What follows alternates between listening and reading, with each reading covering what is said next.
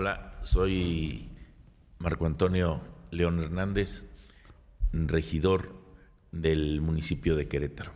Perfecto. Yo creo que habría que también, hablando de políticos y de cómo en un momento específico se dibujan, ¿no? El tema de Cuauhtémoc Blanco creo que es muy significativo porque es a toda luz, es un tema que da el reflector hacia un tema que duele y es un tema que está muy visible, el de la mujer, el abuso a la mujer. Entonces, simplemente se pedía que el señor se presentara en el juzgado sin su calidad Sin el fuero. sin el fuero. ¿Cómo observa, de entrada ya ese es otro tema, cómo observa de manera general este planteamiento? O sea, el voto, Cuauhtémoc Blanco en la vida de los diputados federales. Mira, el problema es que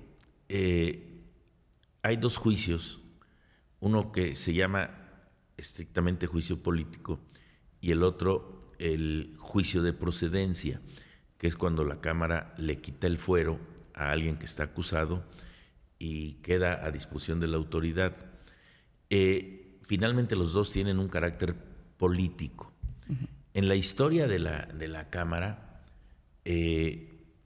incluso en la local hay por ahí algunos ejemplos de hace años, en la Cámara Federal, quizás de los casos que yo me acuerdo así muy sonados de que desaforaron fue de un senador sonorense que fue director de Pemex, Jorge Díaz Serrano, uh-huh, que se vino a vivir a Querétaro.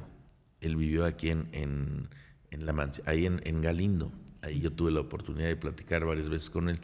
Un hombre extraordinariamente culto, hablaba varios idiomas, con mucha sensibilidad musical, y que a mí me parece que su gran error fue querer ser presidente de la República en la época del boom petrolero y cuando él tenía un amigo muy importante en Estados Unidos de nombre George Bush, padre, petrolero, claro, también. Entonces me parece que este fue su pecado, querer ser presidente de la República. Y lo desaforaron. Y lo desaforaron en el Senado por problema de dos barcos que lo había comprado con sobreprecios, uno de ellos de nombre Cantarell, que fue muy famoso. Uh-huh. Entonces, ¿qué implica? ¿Qué implicaba? Pero ahí había una línea política, sí, claro, del desafuero. Volvemos a mi comentario. Son políticos finalmente, es decir, están sujetos a negociación. Si tú checas en los 10 años, 15 años, los años que quieras, en el Congreso de la Unión, cuántos funcionarios con fuero se ha pedido su desafuero, vas a encontrar una gran cantidad, uh-huh, gobernadores, hasta presidentes, diputados, y vas a ver que en ningún caso han procedido. ¿No? Porque son políticos, son los acuerdos. Los deja normalmente que se acumulen y pasa lo de ahorita. ¿Cuál es la verdad? Fue un acuerdo político. ¿Entre quién? Entre Morena y el PRI. Morena tenía interés en que no desaforaran a Cuauhtémoc y el PRI en que no desaforaran a Alito. Ahora, ¿cuál es la consecuencia del desafuero? El desafuero no es un juicio jurídico. Es decir, no determina la culpabilidad o no, solo porque hay elementos que podrían presumir la responsabilidad, le piden a quien tiene el fuero que se ponga a disposición de las autoridades. Eso es lo que estaban pidiendo de Cuauhtémoc. En rigor jurídico es muy difícil hablar del tema de un juicio cuando no conoces el expediente. Pero no se trataba de eso, Sergio. No se trataba de meterse a estudiar el expediente, porque no era un juicio jurídico, era un juicio político. Se trataba, uh-huh, de que el propio partido Morena y de que Cuauhtémoc dieran un buen mensaje a la sociedad, de ponerse a disposición de la Fiscalía, que la Fiscalía hiciera... le diera continuidad a la carpeta y que procediera. Uh-huh. Y me parece que ahí hubiera quedado resuelto como sea el problema, pero no pones en riesgo a un partido, al gobierno federal, porque eso, y al propio Congreso, no lo cuestionas, ¿verdad? Pero bueno, Un a veces acuerdo es muy político. complicado. Absolutamente es un acuerdo Yo creo que político. también no le alcanzaba a Morena solito por una gran discusión interna principalmente de las mujeres, cuestionando precisamente un hecho que a todas luces pues era un agravio hacia ellas, ¿no? Sí, hacia toda esa corriente. pero muchas diputadas al final de la jornada, todo de Morena, del PRI, Abigail. son incongruentes. ¿Ve a Abigail, la dirigente del PRI? Pues sí, quisiera verla porque aquí en Querétaro no se ve. Sí, pero ve su voto, ¿cómo votó? Pues es porque ella es parte de la incondicionalidad de Alito. Uh-huh. Es el capital político de Alito con el que negocia, pero eso no puede ser, ¿no? O sea, no puede haber en un ciudadano o una mujer que vea bien esas acciones. Y eso tiene lamentablemente para ellos costo político, ¿no? Luis Humberto Fernández, a favor. Sí, no, eso no es posible. Tampoco la justificación de Mario de que andaba en Argentina. Ahora resulta que es entrenador de algo de algo es algo entrenador y que se esmeró en andar diciendo que estaba en Argentina y que pidió 10 días de él. Eso no le exculpa. A ver, ¿cuál era su obligación? Estar en el Congreso. Punto. Porque ahí cobra. Punto. Esa fue su responsabilidad constitucional, legal, política, la que asumió con los representantes. No que iba a andar por allá, no sé si en el deporte que practiqué, el que es creo que el polo o alguna otra actividad. Imagínese, ¿no? Eso es más importante, yo creo. Ricardo Astudillo. Sí, también. En parte de lo que se discute en el ayuntamiento es a veces eso. A ver, cuando tú llegas a los órganos colegiados, como son los congresos o el ayuntamiento, tú tienes que hacer dos cosas invariablemente en todas las sesiones. Una, tienes que asumir el voto. Y el voto es a favor o es en contra. Incluso en alguna ocasión reglamentamos en el caso de Querétaro que las abstenciones tenían que ser explicadas, Sergio. Eso sería lo mejor. Bueno, así está. Es decir, ¿por qué te abstienes? Tú vienes aquí a definir. Pues para abstenerte, pues mejor ni vengas, ¿no? Y no cobres. Pero tiene que haber definición. A eso vas. Una definición personal, un voto en conciencia, lo que tú quieras, pero tienes que externarlo. Y la otra, con la que nos encontramos, y a veces es causa risa en el ayuntamiento. De repente hay regidores que dicen, tengo derecho a no contestar, a no hacer uso de la voz. Ay, está bien, nomás que me digan en qué constitución, en qué ley, en qué reglamento está establecido el derecho de un representante popular de guardar silencio frente a una discusión, frente a un cuestionamiento, frente a una pregunta directa. No lo existe. Solo hay dos personas que tienen el derecho al silencio. Uno son los monjes cartujos, que justamente hacen voto de silencio, y los otros, a los que garantiza la Constitución, cuando son parte de un proceso, a guardar silencio para no autoincriminarse. Pero fuera de eso, los representantes tienen una obligación con la transparencia. Tienen que decir por qué votan, por qué no votan, y tienen que contestar, porque es muy simple decir, tengo derecho de no contestar. No es cierto, ese derecho no existe, no lo tienen. Ricardo Astudillo, ¿qué le pareció? Bueno, también me parece que debió de haber asumido una posición, la que quisiera. Y el enemigo público de este estado. O sea, yo creo que cuando vieron que se abstuvo, que se fue al baño, no sé dónde andaba, Gilberto Herrera. Bueno, eso hizo que reanimara el debate público de que no tiene una postura. ¿Qué le parece? Pues mal, no puede ser justificable. Todos los congresos tienen la obligación de anunciar previo a la votación que se va a someter a la votación este punto.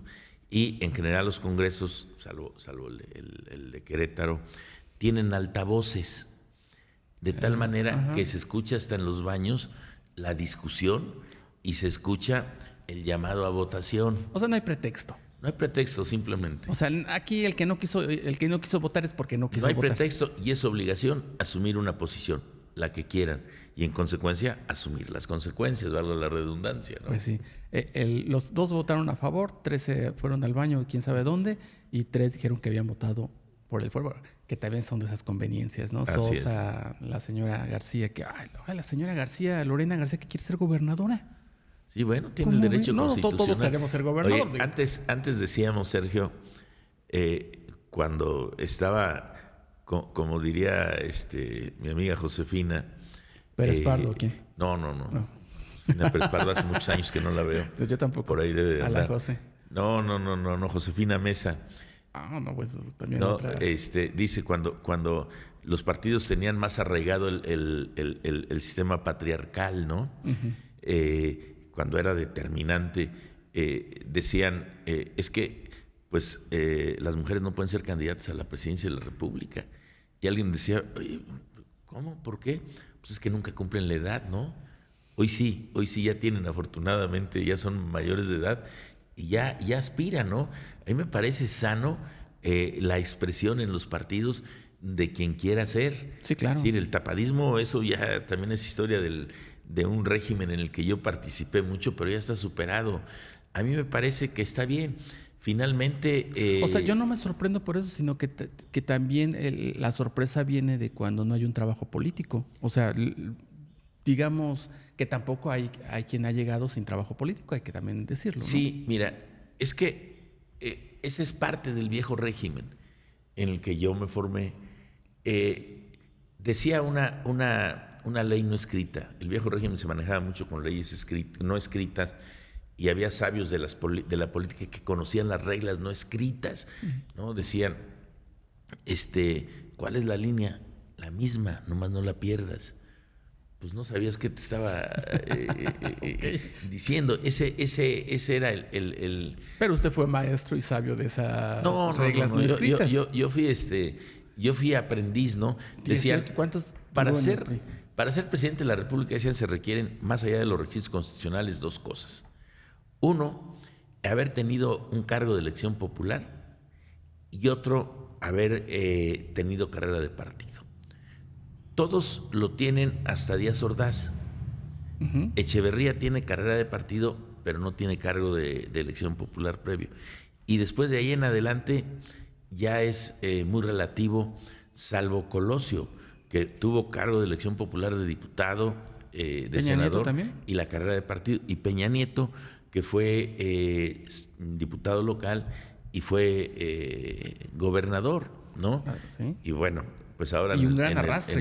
Sí, yo claro. Creo que ese señor sí votaban por él, pues. O sea, independientemente de todo, como Fox, ¿no? Sí, sin duda. Entonces, esa era parte de las reglas no escritas. No escritas, ¿no? Uh-huh. Hoy ya no, hoy solamente se va simplemente a las normas constitucionales, a las normas legales, estrictamente. Hoy se empieza a hablar de normas éticas y de otra serie de cosas que son importantes sin duda, que son trascendentes, pero finalmente lo que impacta es eso. Por ejemplo, en la historia de fin de siglo pasado, llega sin ningún tipo de carrera política Nacho Loyola. Sale desconocido totalmente. De la Coparmex, ¿verdad? Uh-huh. Francisco Garrido. De nada, no venía de nada. El UCEM, que era el UCEM. Ni tenía, cuando es candidato a presidente que me gana, ni siquiera tenía la residencia. ¿No? Pues es cuando se integra al PAN, ¿no?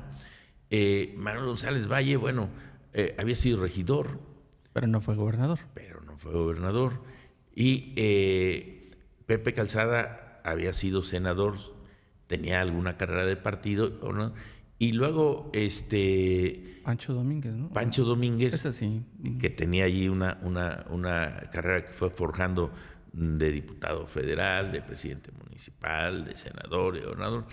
Y luego ahora Mauricio. Mauricio llega a ser en su primer cargo presidente municipal sin carrera. Sin nada. Sin nada, ¿verdad? Solo tenía una vida en organismos sociales, productivos, sí, pero no que no. incluso él mismo se asume como que es un no político, ¿no? Y que juega con esa carta, que Así no soy es. político, pero... Así es, pero bueno, aquí todos somos políticos, Y diría hay unos que Aristóteles. dicen que no y resultan ser mejores que otros. Sí, sí, y en el caso de Lorena, bueno, habrá que revisar como ciudadanos ya en su momento, si el PAN la postulara, ver su desempeño como funcionaria en Comevi y ver su comportamiento como diputada, y ya la ciudadanía decidirá, pero también es innegable que es de una de las familias que tienen un arraigo histórico en Querétaro. ¿No? Incluso de dinero, sí. de mucho arraigo. En todos los sentidos. Y que sí puede jugarla, evidentemente. Sin duda. No hay sin duda. Ni siquiera es correcto. Es como Tania Palacios, decir que no está en la posibilidad es un error, porque también está ahí, ¿no? Así es, volvemos a la Constitución. Todos pueden, mientras respiren, todos aspiran. Así es. ¿Y qué le pareció, ya para finalizar, esta expresión de Manuel Cavazos Lerma, el exgobernador de Tamaulipas? Híjole, mira, yo conozco bien a Manuel. Fue aquí delegado, ¿no? Mucho antes. Él venía a Querétaro en la época de Salinas. Uh-huh. Estaba él en lo que se llamaba la LER, Liga de Economistas Revolucionarios. Venía mucho a Querétaro ya en los 80, es cuando yo lo conozco. A mí me toca estar en su campaña en Tamaulipas en 1991. Era un personaje muy raro, con algún tipo de misticismo que yo nunca pude desentrañar en su creencia. Pero él, por ejemplo, en los mítines, por ejemplo, en algún desayuno, de repente ya cuando estaban los discursos se subía a la silla, porque es bajito, y le decía a la gente, vamos a aplaudir, pero ponía un ritmo de aplausos. Sí, no era el aplauso libre de la gente. Él decía cómo debían de aplaudir. Bueno, en su camión con el que recorría el estado, Tamaulipas es un estado largo, tenía una pirámide incrustada en la parte del autobús, y se ponía ahí a meditar, o paraba de plano el autobús y se bajaba y se ponía en la carretera, dejaba a todo el mundo ahí y se iba por allá. O sea, ¿todo esto es en serio? Claro, yo lo viví, Sergio. Okay. Yo lo viví. Y tenía fama de tener noviecitas en varios lugares. Y luego, aquí la última vez que platiqué con él, cuando estaba aquí de delegado, ya incluso tenía un régimen de alimentación que hoy le llamarían vegano. Entonces siempre se me hizo un nombre muy especial, y es un hombre con la experiencia, pues ha sido gobernador, senador, diputado federal, que no les ha dado un exceso verbal e irreflexivo. Eso no puede ser. No. En un hombre con esa experiencia no puede ser el que era una broma. Bueno, no se vale ese tipo de bromas de entrada. O no me di cuenta. No, tampoco. Me parece que requiere mucho cuidado el uso del lenguaje en un tema que lacera totalmente. Así es. De un despropósito, si quiso hacerse el gracioso, qué mala manera de ser gracioso. Y además, en medio de un partido que va en picada total, ¿no? Fíjate hasta dónde estuvo el error, que lo había nombrado, no sé, secretario de Operación Política, y lo tuvieron que destituir inmediatamente. Bueno, es que para ese Pero para que Alito, que estaba en esa línea, lo tuviera que destituir, es decir, sí fue gravísimo lo que hizo. Bueno, es que también estamos en el país de no entender lo que pasa, ¿no? Pero, pues sí, la verdad es de que qué despropósito, qué mala. Oiga, y la señora Claudia Sheinbaum logra que el señor gobernador no vaya de viaje. Bueno, mira, el viejo régimen implicaba que Lo que platicábamos la vez pasada. la disciplina, o sea, el presidente hace que todo el mundo esté. El gobernador también debe hacerlo, ¿no? Claro. Pero aquí se ha relajado, ¿no? El gobernador tiene ahí quizás uno de sus momentos más amargos, pues es el 8 de marzo, cuando es aquel partido entre el equipo de Querétaro y el equipo de Atlas. Es el 5M, ¿no? ¿Sí? Es el 5M. Y que pues el gobernador estaba a punto de abordar el vuelo para España y tiene que regresarse. Me parece que fue inteligente. Acertado. Pero la secretaria de gobierno, hoy senadora, andaba de vacaciones. Pero el secretario de Seguridad Pública andaba en una pachanga. Una carnita asada, ¿no? Una pero boda. El secretario del responsable de Protección Civil andaba pescando. ¿Sí? Es decir, fue una serie de error tras error tras error. Afortunadamente no se perdió la franquicia, pero desde entonces, por todos esos errores, hoy vivimos una angustia con el equipo de Querétaro. Yo tengo 55 años siguiendo al equipo de Querétaro. Desde 1970 empecé a ir al estadio y lo hago más o menos de manera permanente, porque hoy no sabemos qué va a pasar con el equipo todavía. Es decir, está la discusión de la multipropiedad, tienen que venderlo. Entonces, esas son las lecciones. A mí me parece muy sano que el gobernador le dé prioridad a uno de las grandes soluciones que tendrá que haber para Querétaro, como es el tren. Sin duda. ¿Verdad? La definición de la estación, la definición Yo creo que es súper importante definir dónde va a estar. Así es. O sea, no hay ni siquiera otra cosa más importante para los próximos 50 años. Está bien, y ahí me parece que el gobernador allí actúa con inteligencia. Lamentablemente hay funcionarios que no siguen esta tónica. Como ya lo habíamos dicho en la visita de la presidenta Sheinbaum, Marco del Prete andaba corriendo por allá en Estados Unidos y hace unos días andaba en el maratón de Japón y al momento que estaba corriéndose el maratón de Japón, divulga aquí fotografías con actividades que está haciendo aquí. Eso no se vale. Y yo tengo las pruebas ¿Pero para qué? De esto. Pero imagínense que eso a qué atribuye, a quién trata de engañar. Así es. Es la falta también de formación. Pero deja de eso. El problema es que quiere ser candidato a gobernador. Sí. No puede ser. Es terrible. Es terrible por donde lo vea. Es igual. Eso es muy cuestionable. Es igual de que lo que hace Manuel Cavazos, pero en su justa dimensión, pero el querer engañarnos. No se vale. Según está en Japón y él diciendo que está aquí en Querétaro, ¿a quién trata de engañar? Así es. O sea, a nadie. Como que no lo sepamos. A nadie. Entonces deben entender la instrucción del gobernador, estar todos atentos, sobre todo en los momentos actuales en que ya hay otro tipo de gobierno, ¿no? Sí, y que las mentadas son más fáciles de conseguir, además. Así es. Gracias, doctor. Son más auténticas.